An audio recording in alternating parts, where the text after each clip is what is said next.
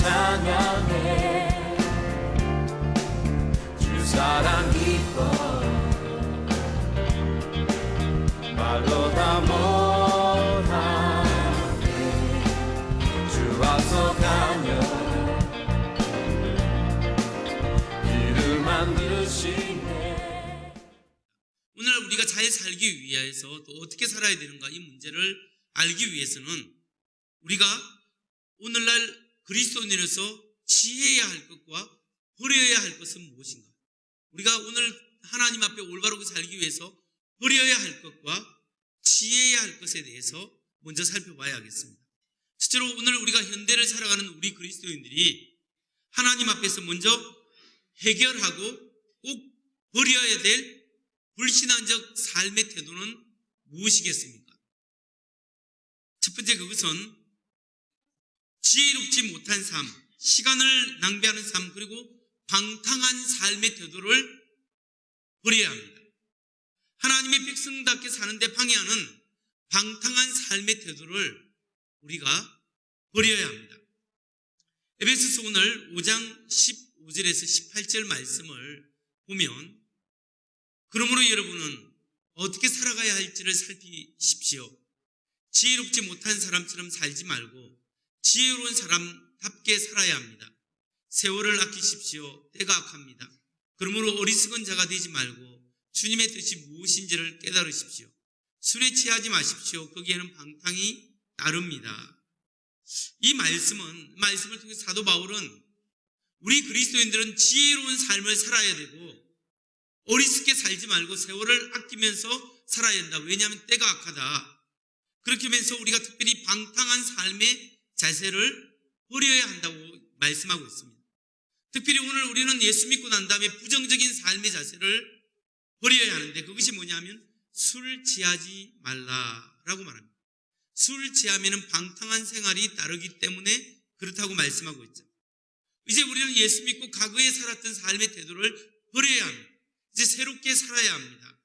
새로운 삶의 대표적인 예로서 술에 취한 나쁜 습관들을 버려야 한다. 이렇게 권고하고 있습니다. 여러분 사도 바울이 왜 술 취하지 말라 이 말씀을 확실하게 말씀하고 있는지 그 이유에 대해서 아시겠습니까? 오늘 본문을 통해서 그 이유는 자세히 알 수가 없습니다. 그러나 우리가 에베소서의 대상자인 에베소라는 도시의 상황을 살펴볼 때 그 이유를 알 수 있습니다. 에베소라는 지역에는요, 큰 도시인데 여러 신들을 섬기는 사람들이 신전 중심으로 사람들이 생활을 했습니다. 특히 아데미를 섬기고 있었고 디오니소스라는 신을 섬기고 있었습니다.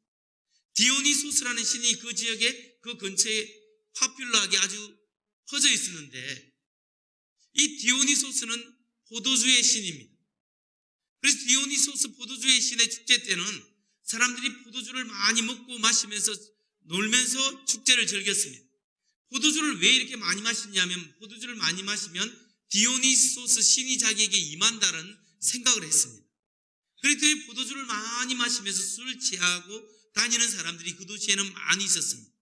그래서 아마 사회적 문제거리도 되고 있었을 겁니다. 근데 어떤 사람들은 예수님을 믿고 나서도 여전히 옛날 습관에 그대로 길들여져서 술을 많이 드시고 교회에 와서 예배를 드리는 사람들도 있었고 실수하는 사람들도 있었을 겁니다.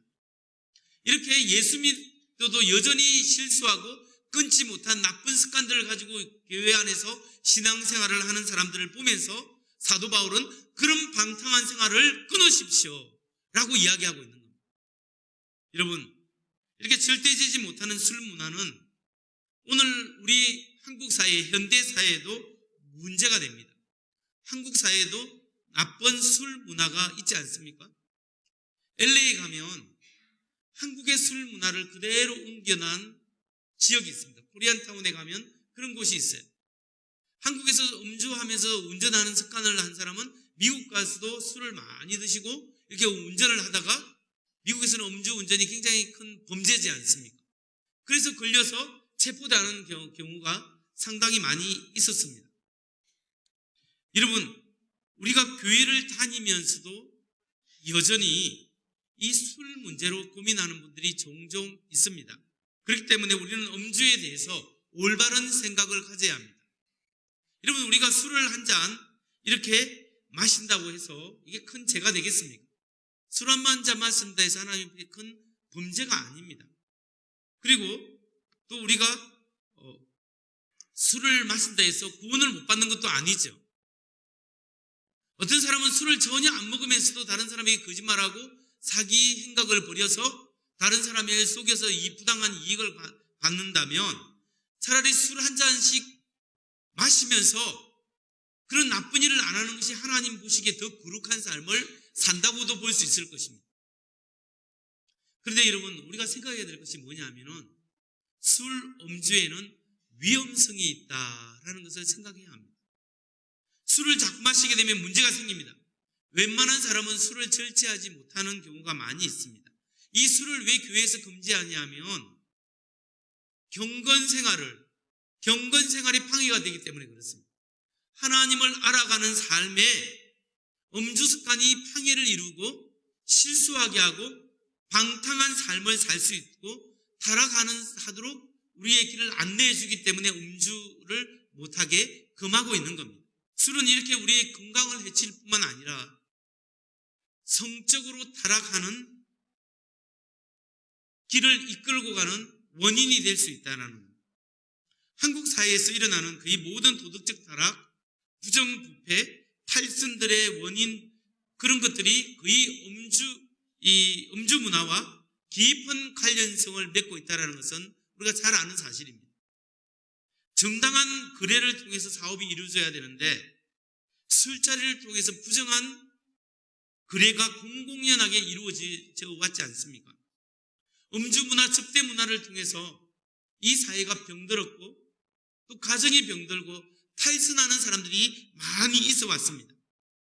그렇기 때문에 한국 사회는 이 잘못된 음주 문화가, 건전한 음주 문화가 아니라 잘못된 음주 문화 때문에 사회가 병들어 있는 것도 사실입니다. 잠언 말씀에 보면 우리에게 이 문제에 대해서 지혜롭게 알려주고 있는데요.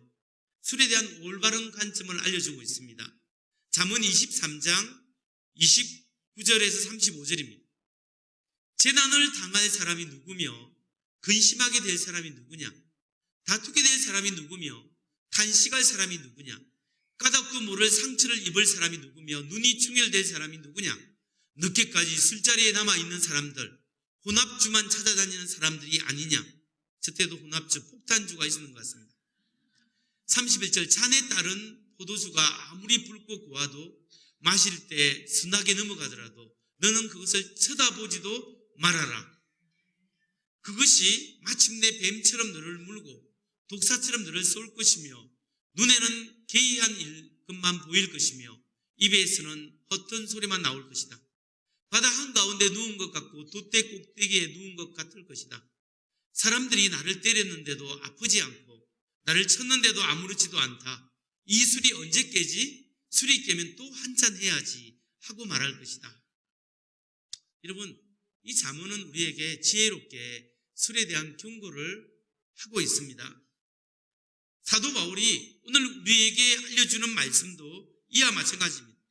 예수 믿고 난 다음에는 좀 잘못된 습관을 고쳐야 한다는 거예요. 악은 모양이라도 버려야 한다 했습니다. 그렇기 때문에 오늘 하나님을 기쁘시게 하지 않는 그 습관이 있다면 그게 음주든 어떤 나쁜 습관이든 그걸 하나님 앞에 악의 모양이라도 악한 것을 버려야 합니다. 그렇게 버릴 때 하나님의 은혜가 그 속에 있습니다. 여러분, 이 자기의 악한 습관 때문에 고민되는 사람은 하나님 앞에 심각하게 기도해 보십시오. 하나님께서 그것을 극복할 수 있도록 힘을 주시고 은혜를 주시고 환경을 주실 것입니다. 하나님 은혜 가운데서 부정하고 부당한 습관들을 버리는 여러분 되시기를 주의 이름으로 축원합니다. 그렇다면 이제 두 번째로 우리가 이 시대를 살면서 꼭 취해야 될 태도는 무엇이겠습니까? 우리가 꼭 가져야 될 태도는 뭐냐? 그것은 성령 안에서 살아가는 삶, 성령 충만한 삶을 사모하는 것입니다. 성령의 충만함을 사모함을 살아갈 때 오늘 우리는 이 시대에 하나님의 뜻 가운데 살아갈 수 있습니다. 사도 바울은 이야기합니다. 에베소서 5장 18절 같이 읽겠습니다. 시작. 술에 취하지 마십시오. 거기에는 방탕이 따릅니다. 성령의 충만함을 받으십시오. 술 취하지 마십시오. 거기에는 방탕이 따릅니다. 오히려 성령 충만을 받으십시오. 성령 충만을 강조합니다. 여러분, 성령 충만이 뭡니까? 하나님의 영이 나의 영을 온전히 사로잡는 걸 말합니다. 하나님의 영이 내 영을 사로잡고 내 삶을 사로잡을 때 도리어 술 취한 것처럼 정신이 없는 것이 아니라 하나님의 영 때문에 내 영이 온전하게 생각하게 됩니다. 그리고 내 영이 하나님의 영과 소통할 수 있고 무엇이 하나님의 뜻인가 더 똑똑히 분별할 수 있고 하나님을 의지할 수 있고 하나님과 대화하면서 하나님의 뜻을 알 수 있는 성령의 충만함을 우리가 사모해야 합니다. 그렇게 그 은혜를 사모할 때 하나님의 영의 지배를 받을 수 있는 거예요. 여러분, 그렇다면 내가 성령 충만한 삶을 살고 있는가? 그렇지 않는가를 우리가 어떻게 알 수 있는가? 성령 충만한 삶의 특징이 무엇일까요? 성령 충만한 삶의 세 가지 특징이 있습니다. 그건 뭐냐면 첫 번째, 성령 충만한 사람은 찬양하는 삶을 살게 됩니다. 그 입술에서 찬양이 계속적으로 흘러나오는 거예요. 우리가 나도 모르게 하나님의 은혜가 임했을 때 하나님 앞에 찬송가가 찬양이 내 입에서 흘러나오는 사람은 성령의 은혜 가운데 사는 사람이에요. 에베소서 5장 19절 말씀, 시와 찬미와 신령한 노래로 서로 화답하며 여러분의 가슴으로 주님께 노래하며 찬송하십시오. 시와 찬미와 신령한 노래로 서로 화답하고 우리의 가슴으로 하나님을 찬양하고 찬송하는 마음으로부터 울러나는 그 찬양이 있다면 오늘 우리의 삶 속에 하나님의 성령이 충만한 게 있습니다. 이 찬양이 우리의 삶에 크게 도움이 됩니다. 마음이 힘들고 어려울 때 언제든지 하나님 앞에 찬양하십시오. 찬양으로 기도하십시오. 찬양할 때 내 영이 깨어나게 됩니다. 찬양할 때 사단의 역사가 떠나갑니다. 찬양할 때 변화가 일어납니다. 우리가 하나님을 찬양할 때 병자가 일어납니다. 찬양할 때 기적이 일어날 수 있습니다. 찬양함을 통해서 하나님의 놀라운 은혜를 경험할 수 있습니다. 그렇기 때문에 성령 충만한 사람은 찬양이 계속적으로 흘러나온다는 것을 기억하시기 바랍니다. 두 번째, 성령 충만한 사람의 삶의 특징은 감사하는 삶입니다. 그 입에서 감사가 계속적으로 흘러나오는 거예요. 에베소서 5장 20절 같이 한번 읽겠습니다. 시작. 모든 일에 늘 우리 주 예수 그리스도의 이름으로 하나님 아버지께 감사를 드리십시오. 어떤 일에? 모든 일에. 언제? 늘 항상 우리 주 예수 그리스도의 이름으로 하나님 아버지께 감사를 드리십시오. 좋을 때만 감사하는 게 아니에요. 힘들고 어려울 때도 예수님 때문에 그 이름으로 하나님 아버지께 감사하는 겁니다. 이렇게 감사할 때 하나님의 놀라운 은혜가 드러나는 거예요. 성경에 감사를 많이 한 사람들이 있습니다. 다윗도 감사했지만 사도 바울도 그의 서신서마다 하나님 아버지께 감사를 올립니다. 감사를 많이 했습니다. 여러분, 감사하는 삶은 성령 충만한 삶이지만 감사하지 않는 삶은 죄악의 결과에서 나올 수 있습니다. 죄악 속에 사는 사람은 감사할 줄 모릅니다. 로마서 1장 21절에 보면 사람들은 하나님을 알면서도 하나님을 하나님으로 영화롭게 해드리거나 감사를 드리기는커녕 오히려 생각이 허망해져서 그들의 지각 없는 마음이 어둠으로 가득 차게 되었습니다. 그러니까 하나님 앞에 은혜가 없는 사람은 감사하지 않습니다. 그 마음이 어둠으로 가득 차 있으면 감사가 나오지 않습니다. 근데 여러분, 우울증에서 나았는지 낫지 않았는지를 보는 하나의 잣대가 뭐냐면 감사를 하고 있는지 안 하고 있는지가 하나의 잣대라고 합니다. 감사는 성령 안에서 사는 삶의 특징입니다. 우리가 왜 감사하고 무엇 때문에 감사하겠습니까? 그 감사는 하나님이 나와 함께 하신다는 믿음입니다. 그 믿음과 더불어 하나님이 나의 삶을 인도해 줄 것이라는 신뢰가 있을 때 우리는 감사할 수 있습니다. 지금 당장 내 눈앞에 어려움이 있고 힘든 거 있지만 하나님이 이 자리에 함께 할 줄 믿습니다. 그리고 하나님이 인도하실 줄 믿습니다. 그 믿음 때문에 우리가 하나님께 감사를 드리는 거예요. 여러분, 그렇기 때문에 모든 일에 감사하십시오. 자기가 지금 섬기고 있는 곳에 감사하십시오. 여러분의 직장을 인하여 감사하십시오. 여러분의 환경을 인하여 감사하십시오. 여러분의 가정 때문에 감사하십시오. 자기와 함께하는 아내 때문에, 남편 때문에, 우리 자녀 때문에 하나님 앞에 감사하십시오. 세 번째로 성령 충만한 삶의 특징이 뭐냐? 찬양하는 삶, 감사하는 삶, 서로 순종하는 삶이에요. 피차 복종하는 삶이 성령 충만한 삶의 모습입니다. 그러면 사도 바울은 오늘 우리가 에베소서 5장 21절에서 이렇게 이야기합니다. 여러분은 그리스도를 두려워하는 마음으로 서로 순종하십시오. 여러분은 그리스도를 두려워하는 마음으로 피차 복종하라. 그리스도를 경외하는 마음으로 피차 복종하라. 이렇게 이야기합니다. 여러분, 여기서 서로 순종하라. 이게 굉장한 말씀이에요. 왜냐하면 보십시오. 초대교회 당시에 구성원들이 어떤 사람이었어요? 예, 남자도 있었고 여자도 있었습니다. 그 시대는 남녀 차별이 많은 시대였어요. 그 안에 또 평민도 있었지만 어떤 사람이 노예도 있었고 주인도 있었습니다. 근데 재밌는 것은 교회만 오면 노예와 주인, 남자와 여자가 어린아이든지 교회만 오면 동일한 형제님, 자매님이었습니다. 그리스도 안에서 형제님, 자매가 동등했습니다. 근데 오늘 그리스도 안에서 서로 피차 복종하라. 서로 복종하라는 더 놀라운 거예요. 어떤 거냐면 종이 주인을 섬기는 것은 그 당시에 당연했습니다. 그런데 서로 복종하라는 할 때 주인도 교회에 와서는 종을 섬겨야 한다는 거예요. 또 동일한 형제와 동일한 자매로서 교회에 와서 주인은 자기 근한을 내려놓고 피차 복종하는 거, 서로 복종했다는 거예요.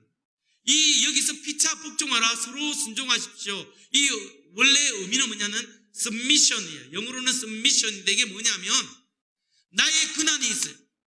내가 잘못하지 않고 내가 나름대로의 근한이 있고 당당하지만 그럼에도 불구하고 내가 당신 밑으로 들어가겠습니다. 내가 내 할 말이 많지만 내가 말하고 싶지만 그러나 주님 때문에 참고 내가 이 주어진 일에 당신 밑에 복종하겠습니다. 이 사람도 당신 밑에 복종하겠습니다. 서로가 서로에게 복종해 나가서 서로를 섬기는 그런 진리가 여기에 있는 거예요.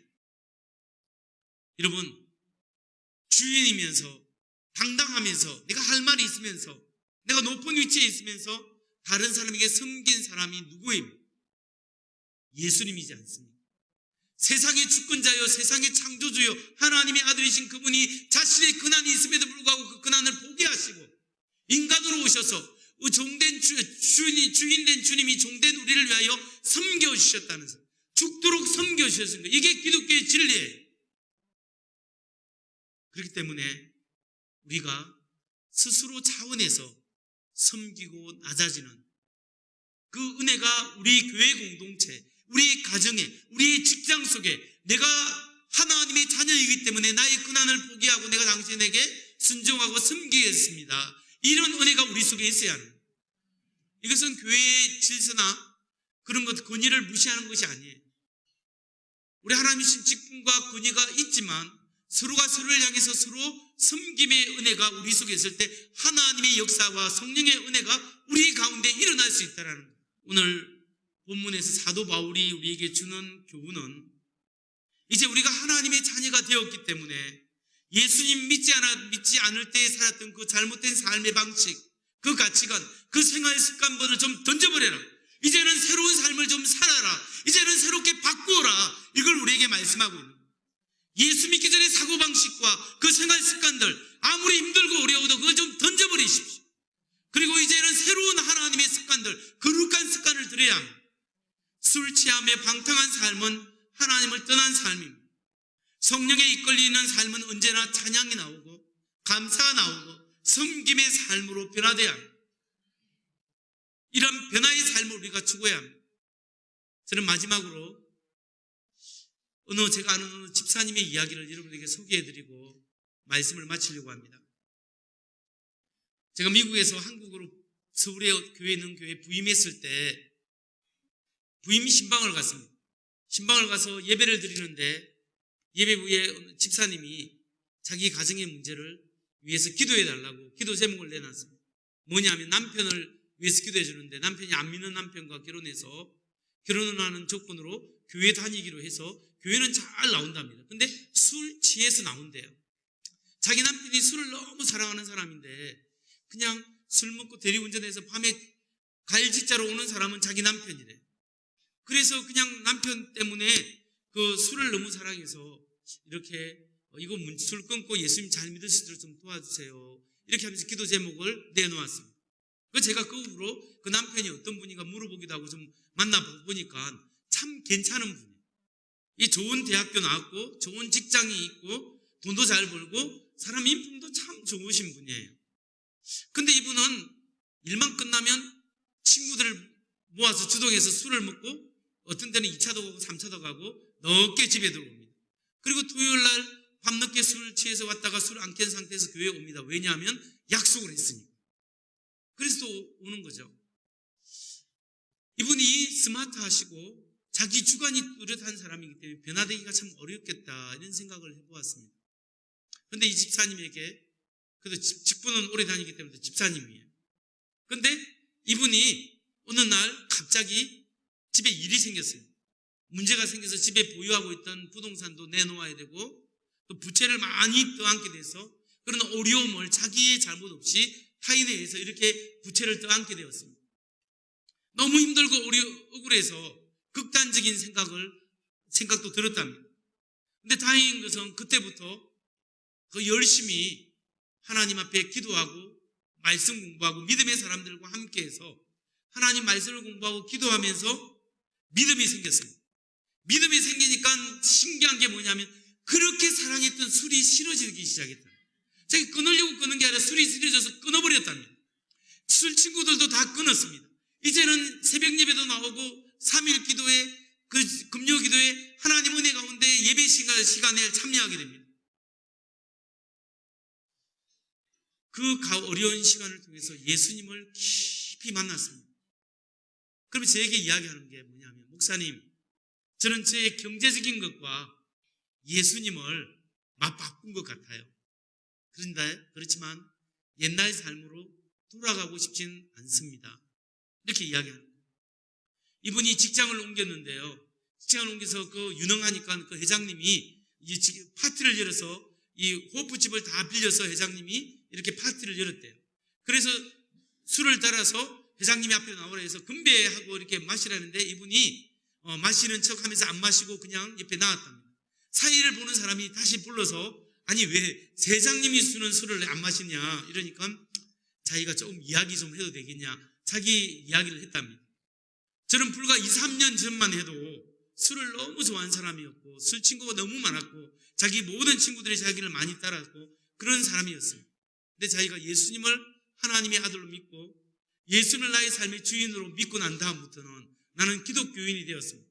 나는 크리스찬이 되고 난 다음에 크리스찬을 결심한 게 있습니다. 내가 그리스도인이기 때문에 내가 술을 끊겠다. 술을 끊었습니다. 그렇기 때문에 이제는 내가 다른 것을 열심히 하겠지만 내가 그리스도인이 되었다는 표시로 술을 끊었기 때문에 제가 음료수로 대신하겠습니다. 여러분 양해해 주시기 바랍니다. 하고 불편한 자리에서 그렇게 인사를 했는데 사람들이 다 비난할 것 같았는데 이 사람의 하는 나중에 행위를 보고 사람들이 더 친하게 잘 지내게 되었다고 합니다. 그 집사님이 제게 와서 하는 이야기가 이겁니다. 목사님, 저는 간혹 경제적으로 부유했던 그 시절을 생각해 보게 됩니다. 하지만 저는 지금 이 좋은 예수님, 이 좋은 하나님을 믿게 된 것, 이렇게 믿게 된 것의 기적 같은데 다시는 옛 생활로 돌아가고 싶지 않습니다. 단지 하나님께 기도하고 자기의 바람이 있다면 하나님이 고난의 시간, 이 어둠의 긴 터널을 지나게 하시고 하나님이 모든 것을 해결해 주셨습니다 라고 자기가 간증하고 하나님께 영광 돌리는 그날이 왔으면 참 좋겠습니다. 그렇지 하지만 다시는 옛날 삶으로 돌아가고 싶지 않습니다. 여러분, 전혀 변화되지 않을 것 같은 사람, 결혼하고 형식적으로 교회 다닌 사람, 정말 좋은 대학 나서 똑똑한 사람, 대단한 직업을 가진 그 사람이 그렇게 하나님 앞에 바뀔 줄은 아무도 몰랐을 겁니다. 하나님의 은혜였습니다. 하나님께서 그 사람을 붙들고 있고, 저는 믿습니다. 하나님 앞에 그 사람이 하나님이 하셨습니다. 그 간증할 그날이 오르리라고 저는 믿고 기도합니다. 여러분, 그 집사님의 삶이야말로 오늘날 우리 그리스도인이 어떻게 살아가야 될 것인가에 대한 샘플을 보여주고 있다. 저는 그렇게 믿습니다. 여러분, 오늘 우리는 온갖 하늘의 신령한 복을 받은 사람입니다. 오늘 우리 삶이 어떠할든지 간에 우리의 신분이 변화되었습니다. 창조주 하나님이 우리의 아버지시고 우리가 그분의 자녀가 되었습니다. 우리는 하나님의 영광의 나라에 참여하고 이제는 우리는 땅의 것을 추구하는 것이 아니라 하늘의 것을 추구하는 하나님의 사람, 영원한 하나님의 복을 이을 영광된 나라를 참여할 그 하나님의 사람들입니다. 그렇기 때문에 오늘 우리는 성령 안에서 하나님 우리를 변화시켜 주셨습니다. 우리는 계속적으로 변화의 삶을 살아가야 합니다. 옛 습관을 끊으십시오. 아직도 예수 믿기 전에 그 습관이 있다면 하나님 앞에 기도하고 그것을 던져버리십시오. 그리고 오늘 하나님의 나를 두시고 내 안에 찬양이 일어나게 하시고 내 안에 계속적으로 감사가 일어나게 하시고 내가 끊임없이 섬김의 삶을 살아갈 때 하나님의 손이 나와 함께 하시고 이 모든 것이 하나님이 하셨습니다 고백하고 간증하는 그날의 영광에 참여하게 하여 주옵소서. 이 마음의 소원이 있으시길 바랍니다. 그렇게 할 때 하나님이 여러분의 모든 어려움 속에서도 함께 하시고 인도하셔서 이 모든 것 속에 하나님이 하셨습니다 고백하고 간증하게 되는 그날을 주실 줄 믿습니다. 생명의